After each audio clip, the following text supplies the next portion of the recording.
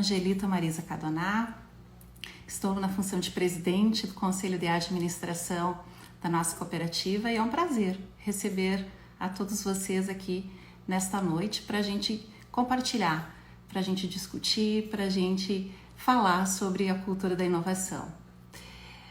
Como eu disse, nós somos a Sicredi Alto Uruguai, uma cooperativa que tem 39 anos, nascemos em 1981, sob a inspiração de 20 agricultores, visionários e empreendedores ali da região do município de Rodeio Bonito, Rio Grande do Sul, sobre a cultura da inovação. E a nossa cooperativa atua em 3 estados, Rio Grande do Sul, Santa Catarina e a partir do ano passado, então, Minas Gerais também.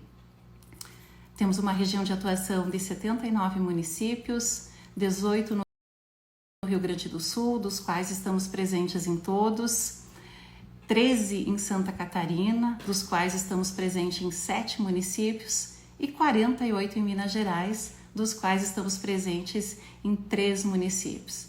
Hoje contamos com mais de 77 mil associados, então uma cooperativa muito pujante, uma cooperativa com 39 anos, mas com uma energia, eu diria assim, dos 20, pela sua pujança, pelo seu movimento de expansão, pelo seu movimento de crescimento.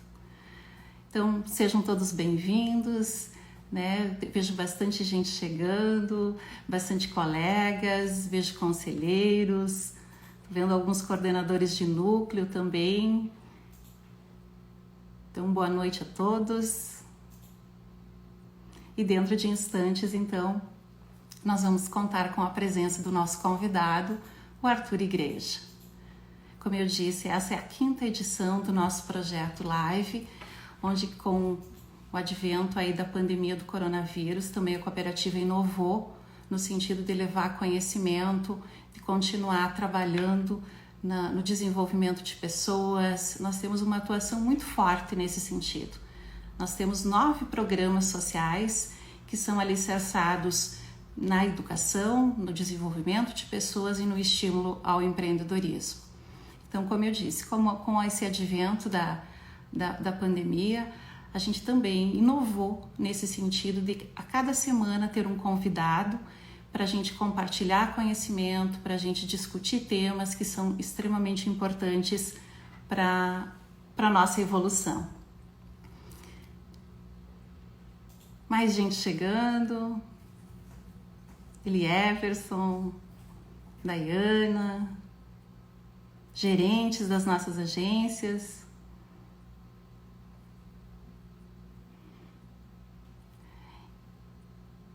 Muito bem.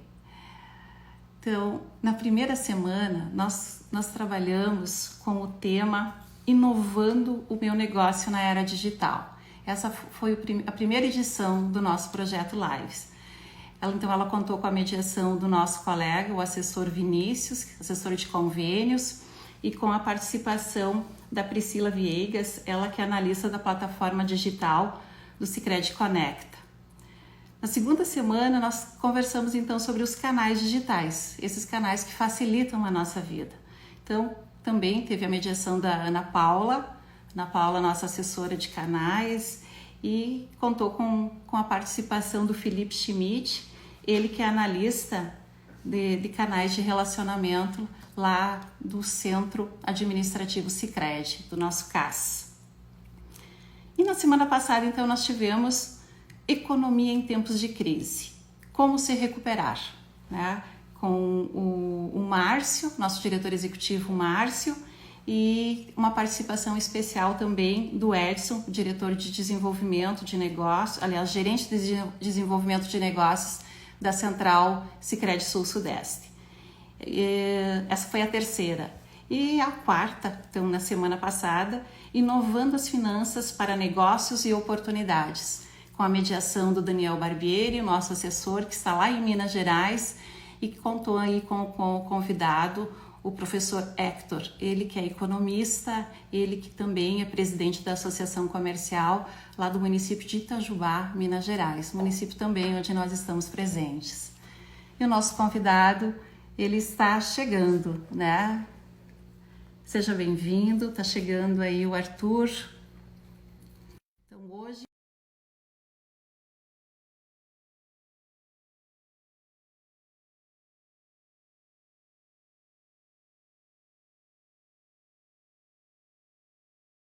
veja. Tá chegando aí o Arthur. Oi, Arthur, como vai? Tudo bem? Olá, tudo bem e contigo? Tudo ótimo, tudo ótimo. Então, Arthur, hoje o nosso bate-papo é sobre cultura de inovação,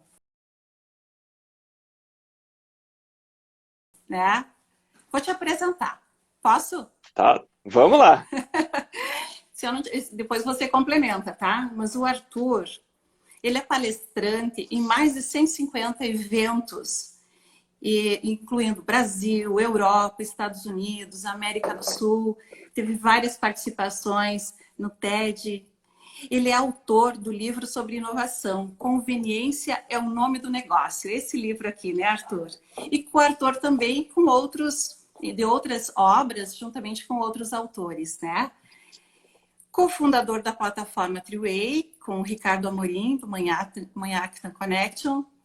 E o nosso convidado possui várias formações e especializações, certificações a nível internacional, sendo hoje um dos palestrantes mais requisitados, especialmente quando o tema é inovação no mundo de negócios. É isso, né, Arthur? Seja muito bem-vindo às plataformas da nossa cooperativa Sicredi Alto Uruguai. E nós temos aí muitos participantes conosco nessa noite, aí de vários estados onde nós estamos presentes. Nossa, muito feliz de estar aqui. Obrigado pela apresentação. Muito feliz com o convite, com a lembrança do meu nome. E queria dar uma boa noite então para todo mundo. Estou vendo o pessoal mandando mensagem, estou vendo todo mundo que está acessando. Já temos um belo número aqui de participantes e vamos lá. Estou animado com esse papo sobre cultura de inovação. Legal, muito bom. Arthur, quando a gente pensa em inovação, o que vem na nossa mente e na maioria das pessoas é realidade virtual, inteligência artificial, big data, impressão 3D, carros autônomos, viagens interplanetárias e outras tecnologias. Por outro lado, ninguém vai deixar de comer, ninguém vai deixar de vestir, ninguém deixa de morar. As pessoas tendem a confundir inovação com invenção. Como é que nós podemos conceituar a inovação? Inovação tem a ver com movimento? Como poderíamos conceituar inovação?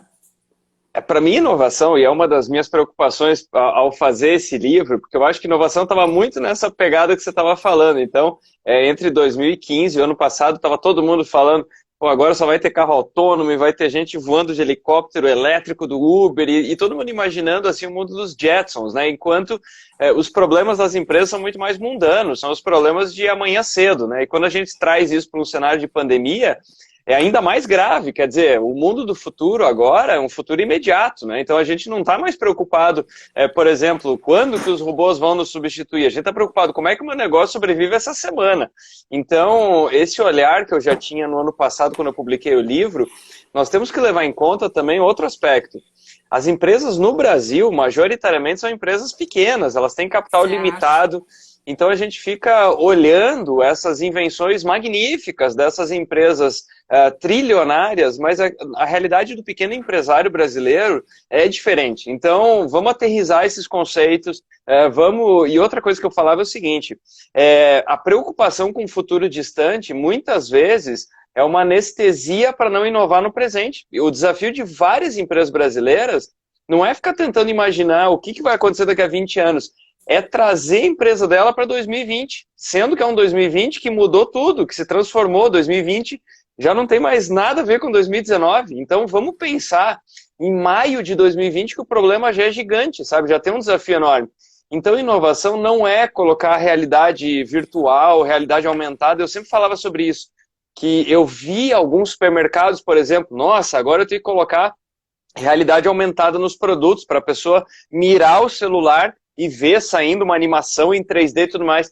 E, de repente, ela ainda tem uma burocracia enorme no estacionamento, tem que pegar ticketzinho para validar no caixa, para passar na catraca. Quer dizer, aonde que você está dificultando a experiência do usuário? Você está dificultando o estacionamento. O teu desafio é esse. É esse problema que a gente tem que resolver. Então, inovação, qual que é a diferença de ideação? Ideação é aquela coisa que a gente acha que é o seguinte, a pessoa tem que ser genial, achar que inovação é uma coisa inédita a nível global. Então, inovação tem a ver, primeiro, com fazer as coisas acontecer e gerar resultado. Então, é muito mais pé no chão, tem mais a ver com melhoria contínua do que ser um gênio. Então, e outra coisa, a inovação acontece num lugar em que aquilo não existia, mas não quer dizer que precisa ser inédito a nível global. Então, o que eu quero dizer? Caramba, tem muito negócio na pandemia. Por exemplo, restaurante está lá pensando, caramba, o que eu faço? Primeira coisa que você faz, procura o que os restaurantes dos outros países já fizeram, porque alguém já passou por esse problema antes da gente, em janeiro e fevereiro. Então vamos tentar aprender com essa turma e trazer para o Brasil, porque aí vai ser uma inovação no Brasil e vai dar resultado.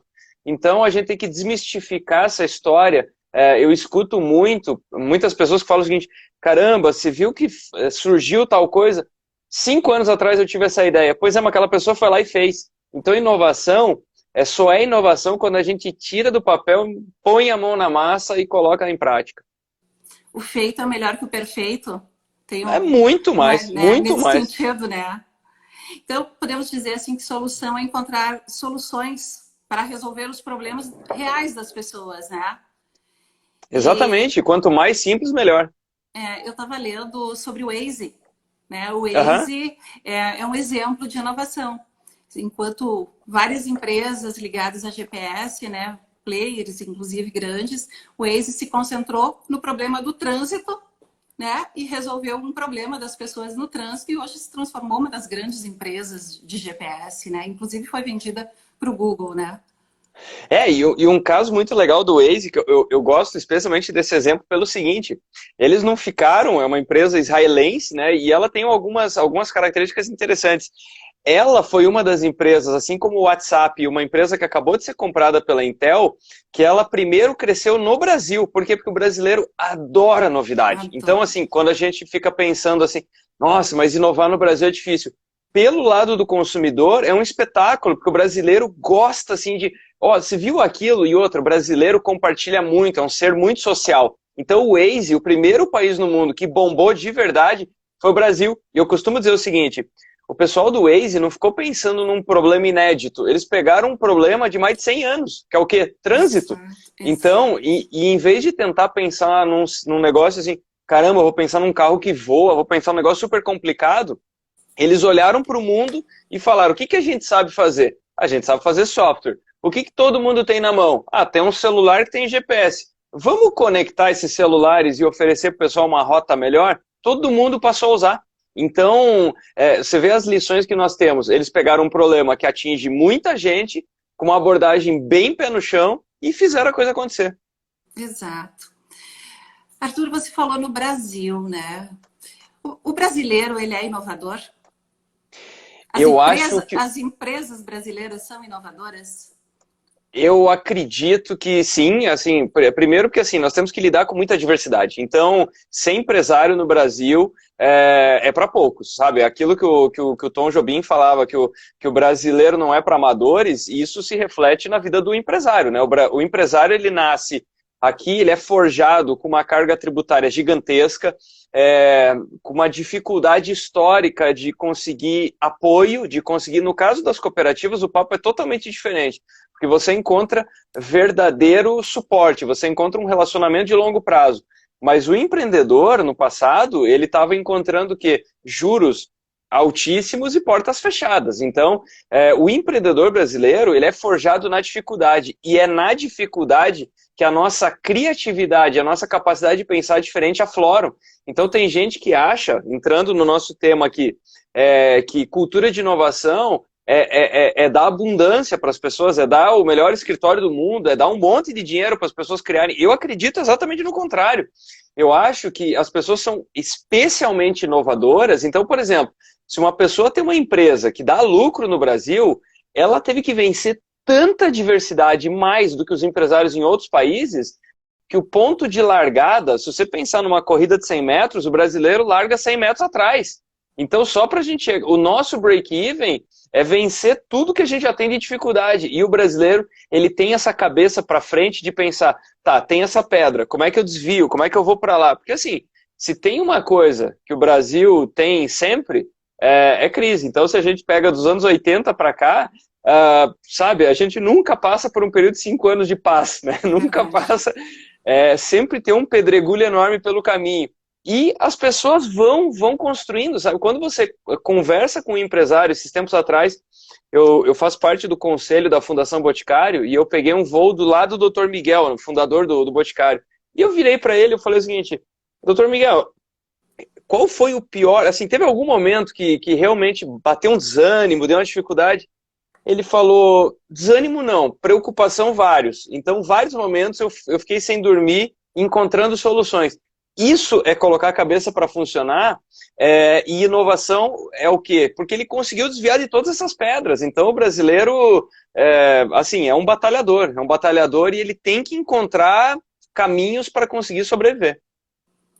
Com certeza, o brasileiro faz malabarismos, né? E no que diz respeito à inovação, cultura de inovação, a gente sabe que não é as empresas que inovam, né? A inovação ela é realizada pelas pessoas. Qual é o perfil do seu olhar? Qual é o perfil de uma pessoa inovadora? Eu acredito. Essa é uma pergunta excepcional. E tem um livro que eu fiquei apaixonado pela ideia, que é um livro que ele fala o seguinte: a gente não pode pensar muito em perfil de pessoa inovadora, porque ele fala o seguinte, a gente está cansado de ver, toda empresa está colocando agora na hora de selecionar uma pessoa, ela fala o seguinte, eu quero uma pessoa provocadora, inovadora, criativa. E quando essa pessoa entra na empresa, acontecem duas coisas. Ou a pessoa se frustra e sai, ou a empresa começa a ver que ela trouxe um problema para dentro. Então tem muita empresa que na hora de selecionar ela fala, eu quero pessoas criativas. No dia a dia ela fala, não sei lidar com esse ser questionador. Travou aqui. Fala o seguinte, depende das condições, acho que deu uma travadinha, depende das condições que Deu uma nós travadinha. propiciamos. Voltou? Voltou, agora voltou. Maravilha. Então depende das condições que nós propiciamos. Se você propiciar um ambiente em que as pessoas podem dar suas ideias, participar, e outra coisa muito importante, nós precisamos ter pessoas com ideias que são complementares. Tem que ter um certo conflito de ideias para a inovação emergir. Se todo mundo é igualzinho, todo mundo concorda, esse grupo provavelmente não vai inovar. Então não tem perfil de gente inovadora, mas tem ambiente e tem cultura que proporciona um ambiente que as pessoas podem colocar isso para fora. Então, a gente tem muito exemplo. Se você pegar uma pessoa muito, muito criativa e colocar ela num ambiente muito regrado, essa pessoa, num horizonte de semanas, ela muda o comportamento dela. Tem vários estudos mostrando isso, que em 8 semanas a gente muda a cabeça. Então, assim, se você for parar numa empresa muito, muito rígida, e você é super inovador, em 8 semanas você está rígido. Agora, se você pegar pessoas... Esse estudo eu fiz alguns anos atrás, mostrando que se você pegar pessoas com perfil altamente disciplinado, aquelas pessoas que falam, essa pessoa não é inovadora. Você coloca ela num ambiente mais propenso à inovação, em que o incentivo é para a inovação, 8 semanas depois ela está voando. Ela está voando em inovação. Então depende muito do clima que a gente seta. O ambiente molda, né? O ambiente molda. Muito, Gente, muito. Eu falei do livro no início, esse livro aqui, e nós vamos sortear. Então, para o pessoal que está nos acompanhando, e Arthur, nós temos mais de 500 pessoas nos acompanhando pelas plataformas do Instagram e do Facebook. Fantástico. Então, a gente deixa o convite para as pessoas que estão nos acompanhando, que preencham lá no site Sicredi, no site sicredialtruguai.com.br, né, e ali nas plataformas, que a gente vai sortear 3 livros. Então, no decorrer da semana, a gente vai fazer o sorteio amanhã e já vai entrar em contato com os sorteados, tá, pessoal? Arthur, nessa linha assim do ambiente, né? O ambiente molda, o ambiente propicia essa cultura, essa evolução da cultura de inovação. Muitas vezes a gente se pega falando muito em inovação e hoje a inovação está muito centrado na humanização, no ser humano, né? Da gente olhar para a pessoa e estimular, como você bem trouxe nessa questão do ambiente. E não somente a inovação que diz respeito à eficiência de orçamento, de tecnologia, enfim.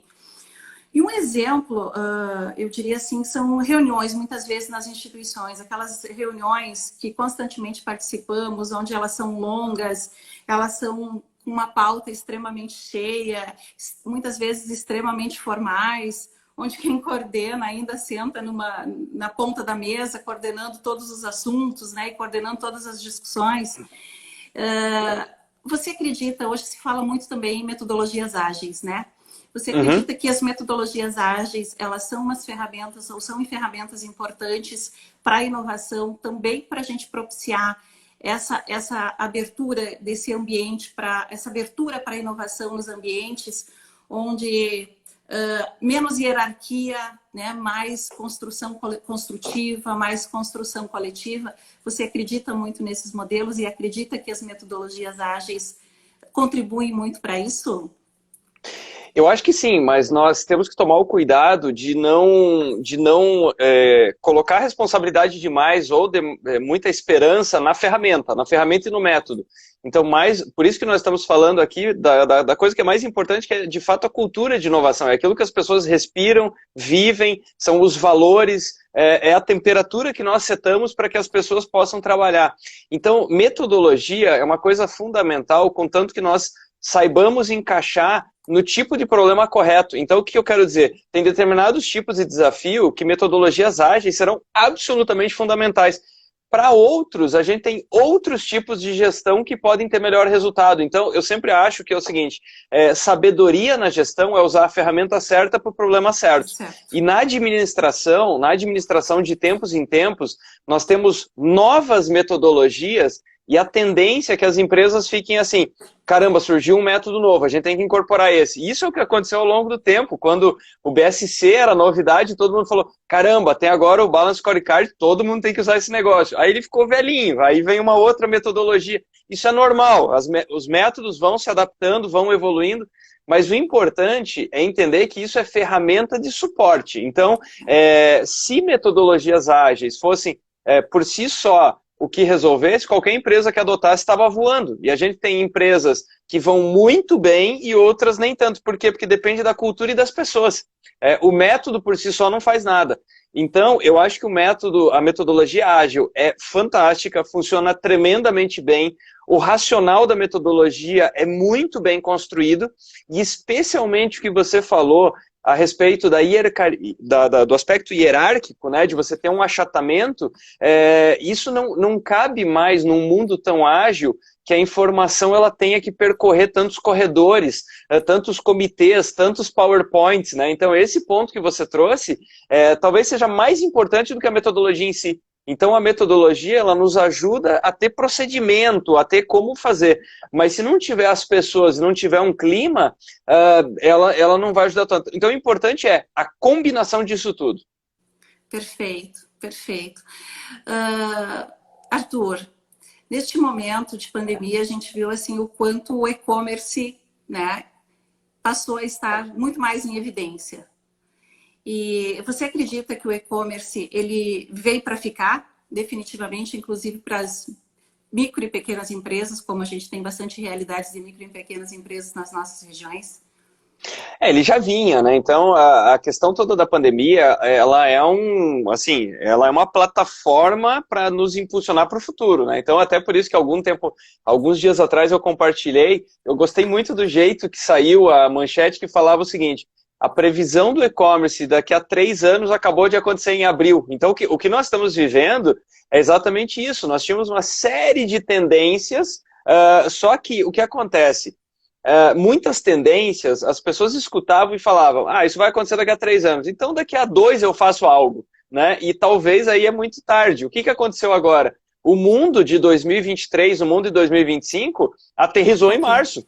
Aterrissou em março. Nós já estamos em 2025, né? Então, nós pulamos uma série de etapas e aí, inclusive, eu quero fazer um comentário. Eu entrei um pouquinho antes, eu escutei que você estava falando do Conecta. Esse tipo de iniciativa é absolutamente genial. É genial. Poder rapidamente dar insumo para você conectar as pessoas, você poder fazer negócio negócios dentro da cooperativa. Isso é inovação, porque você resolve um problema de hoje de forma prática e está na mão das pessoas. Então, inovação é isso. E com relação ao e-commerce, eu postei antes de ontem um gráfico que é uma coisa impressionante. O que acontece nos Estados Unidos levou para o e-commerce sair de 5,6% para 16%, levou 10 anos. De 16 para 27, levou 8 semanas. Levou de março até abril. Então, olha o que nós estamos vivendo. Nós estamos vivendo 10 anos em 8 semanas. Traduzindo, no meio da pandemia, cada semana está valendo por mais de um ano de evolução nos modelos de negócio. Então, se alguém está ainda se perguntando, será que eu devo ir para online ou é hora de esperar a pandemia passar? A pandemia vai passar, mas os hábitos que as pessoas incorporaram dentro dela não vão passar. 4 milhões de brasileiros já compraram na internet pela primeira vez. É gente que tinha medo de colocar o cartão de crédito, que tinha medo do site e tal, e agora deslanchou. Essa pessoa não volta mais, esse hábito não volta mais. Exatamente, Neto, porque nós já estamos aí há 60 dias praticamente da pandemia, e dizem que você tendo uma disciplina de 21 dias vira hábito, então automaticamente incorporou, né? Esse meio digital incorporou. Mas ao mesmo tempo a gente percebe assim, que tem se voltar muito para o ser humano, né? Então, se a gente pensar nas lojas físicas, nós mesmos do Sicredi em tecnologia para cada vez mais a gente ter oportunidades, ter canais de relacionamento com os nossos associados, mas ao mesmo tempo a gente prega e a gente não abre mão desse relacionamento próximo, simples, ativo, né, de conhecer o associado, de saber onde ele mora, enfim, de conhecer a história dele. E para as lojas também, para quem tem uma loja física, a importância de conhecer o seu cliente, né? Não só o cliente do e-commerce, mas o cliente que vem até a sua loja, de conhecer a história dele, de se interessar por ele, né? Eu tenho acompanhado também algumas abordagens suas e eu vi que você também trouxe algumas coisas nesse sentido, né? O interesse pela pessoa, né? Pode colocar. Não, é absolutamente fundamental, e esse ponto da combinação do físico com o digital para o associado, então isso enquanto cooperativa, enquanto Sicredi, o mesmo vale para os associados, para quem é lojista, para quem é varejista que está nos assistindo. Por que eu estou falando isso? O importante é entender que nenhum comportamento das pessoas é binário. Então não é assim, a pessoa comprava no varejo presencial, agora ela comprou na internet, ela nunca mais vai pisar na minha loja. Ela não está pisando nesse momento porque falta vacina e falta remédio, mas assim que isso melhorar um pouco, as pessoas elas adoram passear. Então, ir numa loja não tem a ver com exercitar a compra, tá entendendo? Então, tem uma loja que, por exemplo, hoje, uma das grandes notícias que eu tive, uns pontos altos do meu dia, tem uma loja que eu e a Jaque a gente até brinca, né? Que é uma loja que a gente adora ir ver as coisas que a gente não precisa comprar. Mas a loja é linda e a gente vai lá toda semana para passear, porque tem novidade, tem coisa para ver. Claro que eu compro coisa lá, mas o fato é que a loja é tão legal que eu gosto de ir, porque eu gosto de ir. E hoje eu fiquei sabendo que ela está aberta das 10 às 16. Quando eu cheguei lá às 14 horas, eu mandei mensagem falando, só saio daqui às 4, porque as últimas semanas eu não pude vir. Então não tem a ver só com a compra, tá entendendo? Não tem a ver só com isso. E a gente não pode imaginar que é uma coisa assim, só internet, só mundo real, é uma combinação disso tudo. Então, e esse ponto que você trouxe é o ponto mais importante, porque é o seguinte, você só consegue melhorar um negócio se você entender os sinais que as pessoas estão te transmitindo. Então, por isso que faz tempo que eu falo, quem está achando que a internet resolve tudo, a internet é o canal mais difícil para você saber como é que uma pessoa se comporta. E outra coisa que eu queria dizer é o seguinte, para quem está com algum receio da internet, mesmo as grandes, elas estão entregando um serviço de baixíssima qualidade na internet, tem muita coisa, tem oportunidade em todo canto. Imagina, a pandemia, ela trouxe uma série de restrições, então assim, logo fecharam os parques aqui em Curitiba, eu sou um apaixonado por passear nos parques aqui, para respirar o ar puro e ver o verde de Curitiba, fecharam os parques. Minha primeira providência, eu falei, caraca, preciso comprar uma esteira. Durante 19 dias eu não tive informação de rastreamento, eu não conseguia falar com ninguém me atendia. Então, o que eu quero dizer, parece que assim, o mundo virtual ele está todo resolvido e vai esmagar o comércio local negativo. Só que daí o que aconteceu? Eu estava de carro e passei na frente de uma loja de equipamento para ginástica, tinha o telefone, eu tentei ligar 4 vezes, ninguém me atendeu. E essa pessoa vai falar o quê? Crise, pandemia, coronavírus. Então eu passei lá e tentei 4 vezes, ninguém falou comigo, ninguém me atendeu. E essa pessoa vai falar que o mundo está em crise. Então só se você tiver preocupação com as pessoas, foco no ser humano, você vai conseguir ouvir, você vai conseguir ver os sinais. E isso que eu sei que esse crédito tem um valor muito forte dessa humanização, é só assim que a gente consegue escutar as pessoas, tendo a paciência para sentar com ela, para receber ela na agência. Então, quando as pessoas falam, o futuro vai ser todo de virtualização, mentira, bobagem, bobagem. A gente vai ter muita virtualização para aquilo que é problema chato de resolver, mas a gente quer passear, a gente quer ir nos lugares. Eu estou vendo as pessoas mandando mensagem, que saudade de abraçar as pessoas, é exatamente isso. Então, o mundo... Eu acho que no futuro a gente vai ter mais lives como essa, mas o legal vai ser ter live e poder ter evento presencial e poder se abraçar. O legal vai ser a união disso tudo. Com certeza. Nós somos seres sociáveis, né? A gente precisa de gente, né? A gente precisa de contato. Mas nesse sentido, assim, agora da pandemia, está havendo um movimento muito grande, assim, de incentivar a economia local, né? Nós mesmos, né? A gente está, enquanto Sicredi também, a gente está com um movimento nesse sentido, né, de apoiar e de estimular a economia local. Consumir produtos, né, produzidos localmente, comercializados localmente por empresas locais, de valorizar empreendedores locais. E nesse sentido, tem uma pergunta, da Yara. Da Yara e do Eduardo, lá, os caçadores de bons exemplos. Conhece eles, né, Arthur? Muito bom, muito bom. Eles são fantásticos. A Yara e o Arthur, eles perguntam o seguinte: as empresas e os empreendedores deveriam aprender com o cooperativismo, ela diz. O que você acha, Arthur? Esse seria o melhor caminho, o cooperativismo? Então, Yara e meu xará, se vocês ouvirem, tem 1h40 que eu gravei o meu podcast número 12, tá lá no Spotify, e dentro do podcast eu falava exatamente isso. A gente tá vendo uma coisa, eu tô muito mergulhado em estudar futuro do trabalho, que vai ser o tema do meu próximo livro. E o que é mais engraçado é que é o seguinte, quanto mais eu pego as referências de livros que acabaram de sair falando futuro dos modelos de negócio, futuro do trabalho, futuro daquele outro, no último capítulo, todos os livros falam de cooperativismo, todos eles. Então, assim, eu já falava isso no meu livro. Se você abrir meu livro na página 91 ou 92, eu falo das cooperativas de crédito no Brasil, que eu acredito que esse aspecto do olho no olho, na humanização, vocês estão muito à frente do tempo, muito à frente do tempo. Vocês são, e não existe nada mais elegante do que o cooperativismo. Então, esse livro que eu estou estudando nesse momento, que é sobre cooperativismo digital, o que eles falam é exatamente isso. Nós temos plataformas, um modelo de capitalismo de plataforma hoje, que provavelmente para onde que nós vamos caminhar? Nós vamos ter cooperativismo em todas as áreas de negócio.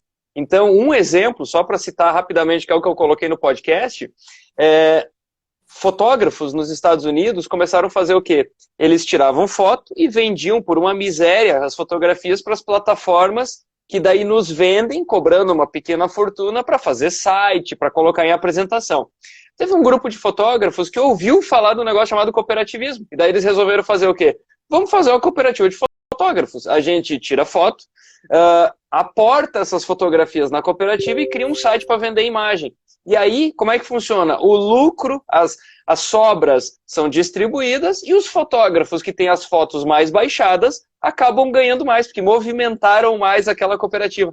E está dando incrivelmente certo. Então, a gente começa a ver que isso está se disseminando para todos os ramos da economia, o que eu acho que é uma coisa belíssima. Então, eu sempre falo, não existe nada mais moderno e mais elegante do que cooperativismo. Só que a gente acabou dando uma volta enorme para entender isso. A gente começou a chamar economia compartilhada, economia circular, cashback. Cashback é retorno, é sobra. Então, a gente acabou vendo um monte de coisa. Quando você volta na origem, todas elas remetem ao cooperativismo.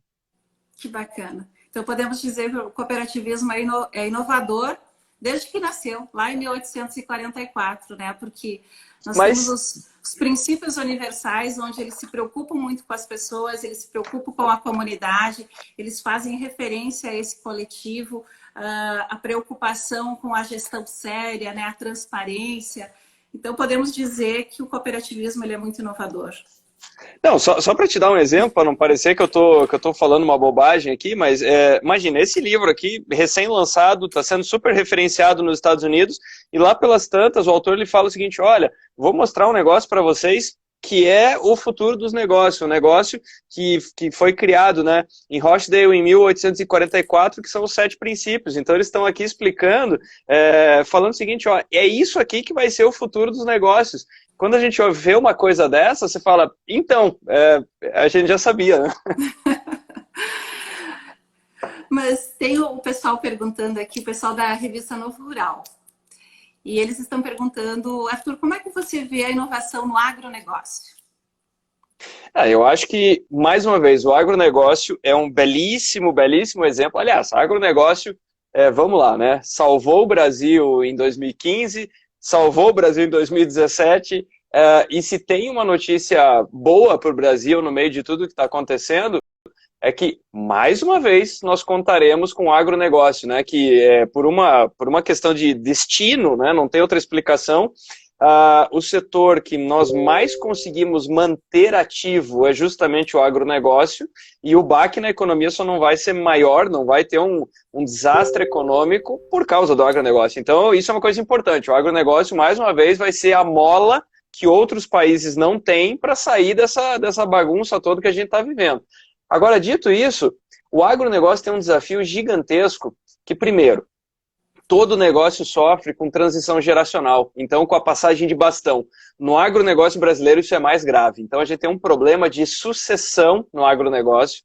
Nós temos problemas de infraestrutura, esses tempos atrás eu estava levantando a informação, 70% das áreas que tem agricultura no Brasil, ainda a gente não tem um fiapo de internet, então nós temos um desafio de infraestrutura para digitalizar esses lugares, temos um desafio de levar mais gestão de indicadores, mais ferramenta, e mais uma vez, para isso nós precisamos de pessoas. Então nós precisamos combinar toda essa sabedoria que existe no campo, a experiência, mas nós precisamos levar também sangue novo, juventude, e pessoas que sejam mais ligadas à tecnologia para levar essas novidades para o campo. O campo brasileiro hoje tem um desafio bastante grande, que é o quê? Nós temos máquinas, muitas vezes de milhões de dólares, que coletam uma infinidade de sinais, mas ninguém usa essa informação, porque não tem ninguém lá na fazenda para fazer essa captura de dados, essa interpretação. Então, eu diria que o agronegócio, o principal desafio de digitalização e modernização é falta de gente, é falta de pessoas interessadas por esse assunto. Felizmente está crescendo, a gente está vendo uma leva aí de startups, de empreendedores do agronegócio, isso é uma notícia bastante boa, mas a gente tem que acelerar esse movimento. E o nosso Brasil, ele é incrível, né? Nós temos território, nós somos um país que tem um território grande, maravilhoso, recursos naturais fenomenais, um clima excelente, né, para produzir. E realmente, assim, ele dá sustentação. Os últimos anos, quem tem dado a sustentação para o país foi o agronegócio.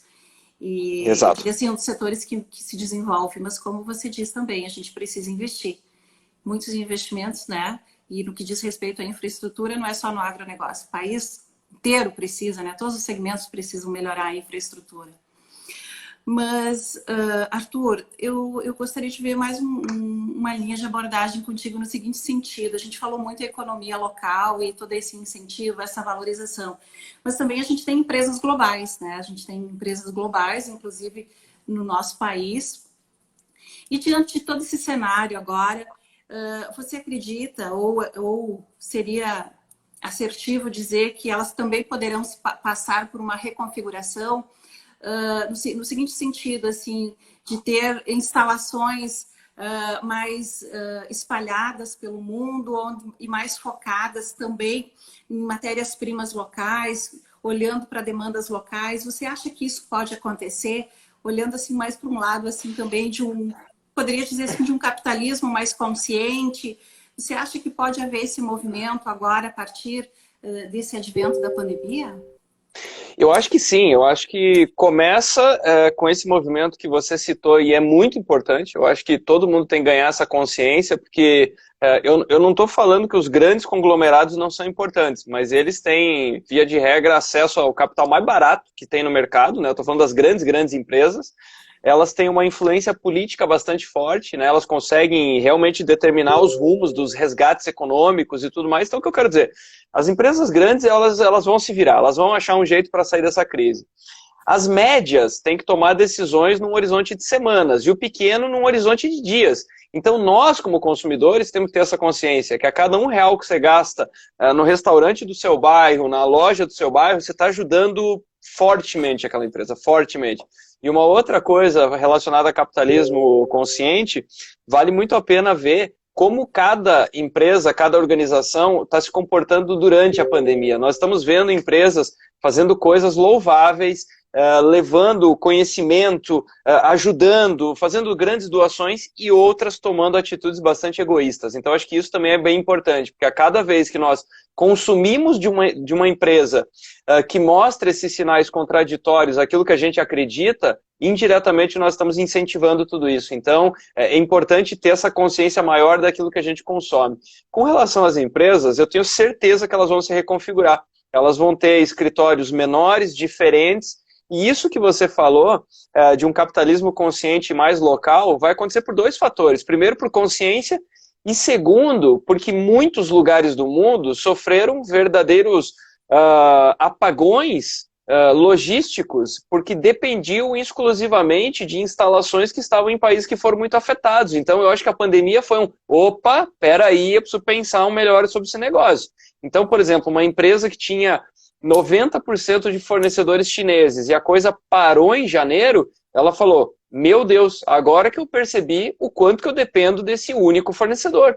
Então, já começou nas últimas semanas um movimento muito importante até na área de geração de energia, na área de petróleo. Os países estão revendo os seus planejamentos e as empresas tendem a fazer o mesmo, para que elas não sofram nenhum apagão, porque o fato é, se tem uma coisa que essa pandemia está nos ensinando, é que a gente deveria, eu tenho falado isso em todos os momentos, o quanto que nós temos que redobrar nossa humildade, né? O quanto que nós somos frágeis, o quanto que um organismo aí, que é uma fração de uma fração de uma fração de um fio de cabelo consegue derrubar uma pessoa forte, com físico impecável, né? Então, o quanto que nós somos frágeis, o quanto que as coisas podem mudar de uma hora para outra. Parece que a gente só tem essa mentalidade quando a gente pensa em acidentes. E tá aí um negócio que ninguém esperava e afetou todo mundo. Então, essa história do capitalismo consciente vem por essa reflexão do tipo, caramba, a gente tem que ter um olhar mais amplo, a gente tem que ter um olhar mais consciente. E além disso, como eu te falei, como estratégia operacional, porque, enfim, ninguém quer ver o seu negócio parar porque colocou todos os ovos na mesma cesta, né? Exatamente, exatamente. Isso eu também acredito que vem muito forte. O Jardel e a Yara estão pedindo o nome do livro que você citou, Arthur. Você poderia repetir? Sim, eu até coloquei a mensagem aqui, eu vou digitá-la de novo, tá? O nome do livro é Loonshots, eu acabei de colocar aqui. Tá, se você procurar na Amazon, você... Tá, ok. A Cássia Zanella está nos pedindo o seguinte. As plataformas digitais são ainda mais realidade nesse momento. Como manter inovador, atrativo e eficiente a transmissão de conhecimentos e dos treinamentos nas reuniões? Um belo desafio, né? Porque através das reuniões elas ficaram digitais, a gente pode ter problema de conexão, pode ter... É um belo desafio. Eu acho que são os mesmos desafios da comunicação de sempre, né? Verificar se o receptor está recebendo a mensagem. E aqui volta aquele aspecto que você falou, aquilo que você falou a respeito da humanização, né? O digital tem essa dificuldade da gente conseguir ler as pessoas à distância. Eu até vi que alguém mandou uma mensagem, procure na livraria mais próxima. Isso, eu citei a Amazon, porque esse livro, o Long Shots, ele não está disponível nas livrarias. Eu tenho certeza, senão eu teria recomendado. O meu tem nas livrarias físicas. Então, só uma observação rápida, só para não parecer que é uma inconsistência com o que eu vinha falando. Mas para transmitir conhecimento, a gente vai ter uma dificuldade adicional de entender também como é que está o passo de aprendizado de cada pessoa. Por exemplo, tem muitas escolas que agora foram para o digital e a gente começa a ver se numa sala de aula em que está todo mundo dentro da sala, nós já temos perfis de aprendizado diferente, no online isso se acentua. Então, o tempo inteiro a gente tem que ter mais feedback, mais checagem, mais conversas para saber se as pessoas estão de fato aprendendo. Tudo passa pelas pessoas, né? Sempre. Nessa linha, o Covid-19 está fazendo as pessoas se questionarem sobre o que realmente importa na vida, né? Olhando para outros pontos importantes da vida delas. Isso pode ser um divisor de águas para a humanidade e se olharmos para o vírus como um catalisador para o ressurgimento de valores humanos, né? Como o sentimento de pertencimento, de humanidade, senso de dever, senso do coletivo. Arthur, nós podemos dizer que esta era que nós estamos vivendo poderá dar lugar a uma era da humanidade mais conectada, mais consciente, mais coletiva? Eu realmente espero que sim. Então, eu vou até deixar essa resposta como recado final. Eu preciso ir em exatos 2 minutos e meio, 3 minutos, então eu vou deixar como recado final. Eu realmente acredito que sim. Eu acho que nós temos que olhar se tem uma coisa que nós podemos aprender com esse momento, é que aquilo que eu estava falando, nós temos que ser mais humildes e entender que a vida é menos linear e programável do que nós gostaríamos. Se você lembrar, na virada de 19 para 20, nós estávamos traçando todo mundo estava traçando planos, né? 2020 vai ser assim, vai ser daquele jeito. Aí veio aquele baque na metade de março, e agora nós já estamos, claro, pensando em outras opções, outras alternativas, mas a vida ela funciona assim. Nós traçamos planos, mas nós precisamos calibrar o tempo inteiro. E se tem uma coisa que esses momentos, claro, nós temos que cuidar da nossa saúde, cuidar das pessoas que nós amamos, mas eu vou te falar pessoalmente, eu fiquei bastante assustado e, claro, muito triste, né? O meu negócio, eu amo viajar, eu amo estar na estrada, podendo encontrar o público, fazendo as palestras, podendo abraçar as pessoas, cumprimentar, contar aquilo que eu estou estudando. Eu me vi bastante triste num primeiro momento. O que me acalmou foi ter lembrado de outros momentos que eu passei por adversidades completamente inesperadas na minha vida. Então, eu passei por alguns momentos de transição importantes na minha vida, problemas, enfim. E quando eu olhei para trás, eu lembro que eu estava no supermercado comprando e triste, e eu fiquei pensando, olha, naqueles momentos é que eu consegui colocar a cabeça para trabalhar, parar de reclamar da correria. Todo mundo tem um monte de coisa que nós falamos o seguinte, eu não fiz isso porque faltou tempo. Agora a gente tem um pouquinho mais de tempo. E eu saí muito fortalecido desses momentos. Então, imediatamente eu coloquei minha cabeça para pensar no seguinte, eu tenho que aproveitar esse momento para sair melhor. Então, eu espero que seja um momento de mais conexão, mas, acima de tudo, de uma conexão mais humana. Então, que a gente consiga parar para pensar, uma coisa que eu sempre tenho falado, se você perguntar para qualquer pessoa hoje o que ela gostaria, ela ia falar, eu gostaria de ter a vida que eu tinha em fevereiro. Só que em fevereiro você estava reclamando de outra coisa. Então, aquilo que a gente acha que é uma vida normal, o quanto que ela é absolutamente única e espetacular, e o quanto que a gente está com saudade. Então, que a gente saia com a capacidade de reconhecer o quanto que sair na rua é uma coisa incrível. O quanto que poder caminhar. A saudade que eu tô de um monte de gente, a saudade que eu tô de ir no parque, a saudade que eu tô de pisar num aeroporto que eu tanto reclamava, é uma coisa muito importante. Então que a gente saia com isso gravado, que essa seja a cicatriz da pandemia. E que isso traga um senso de reconexão, aproveitar o que a gente aprendeu nesse momento, aproveitar fazer live. Então não sei vocês, mas eu, como comunicador, antes da pandemia, nunca tinha feito uma live no Instagram, tá entendendo? Agora eu tô o dia inteiro pendurado, e uma pra cá e uma pra lá. Amei! Quero continuar fazendo isso, mas eu quero continuar a fazer as coisas que eu fazia antes, então que seja um momento de um aprendizado profundo. Isso é inovação, né? Isso é inovação. Nós, da mesma forma do Sicredi, os nossos programas sociais, que eu disse que nós temos 9 programas, todos eles tinham um formato presencial. E agora, com esse isolamento, como é que a gente reúne, como é que a gente continua levando conhecimento, como é que a gente continua desenvolvendo pessoas? Então, nós também estamos desenhando formatos digitais, formatos híbridos, para quando a pandemia passar, a gente poder trabalhar com formatos híbridos, formatos presenciais. Então, acho que isso também é inovação, né?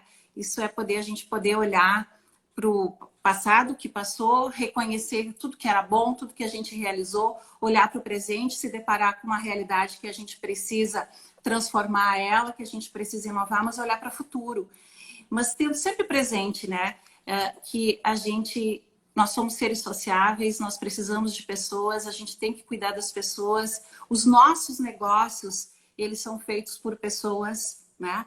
Sempre. Então, sempre, né? Então, nesse sentido, nós vamos indo já para o final. Então, gostaria de te agradecer muito, Arthur. Nós que te conhecemos, né? Foi num evento de 7 cooperativas do Sicredi, quando a gente fez um evento com os nossos gerentes administrativos financeiros. E a gente se conectou muito com a tua abordagem no que diz respeito à inovação. Porque inovação, ela é feita pelas pessoas. Tecnologias, tudo isso é importante, são ferramentas, mas a gente não tem inovação se a gente não tem pessoas abertas, se a gente não tem um clima de inovação nas empresas. Então, muito obrigada por ter estado conosco nessa noite. Assim que for possível, venha conhecer as nossas regiões, aqui Rio Grande do Sul, Tá combinado. Santa Catarina e também Minas Gerais. Minas Gerais tem um café maravilhoso, um queijo espetacular. Ai, ai, ai. Rio Grande do Sul, Santa Catarina é referência na produção de proteína animal. Aqui no Rio Grande do Sul, onde eu estou aqui nessa região, nós temos belíssimas pedras ametistas, são únicas, né, no mundo. Temos grutas aí subterrâneas, restaurantes subterrâneos, então fica o convite para você vir conhecer a nossa região também presencialmente, tá? Não, agradeço. Virtualmente eu vou ter que sair correndo, que eu já estou atrasado. Queria agradecer a todo mundo, obrigado pelo espaço. E eu, como catarinense, imagina, vou estar em casa. Então, vou com certeza, esperamos que tudo isso passe rapidamente para a gente se reencontrar. E eu deixei aqui o meu canal do Telegram, onde eu coloco todos os meus conteúdos. Pessoal, boa noite, se cuidem. Obrigado. Obrigada, Arthur. Tchau, tchau. Pessoal, também gostaria de agradecer a todos os internautas que nos acompanharam.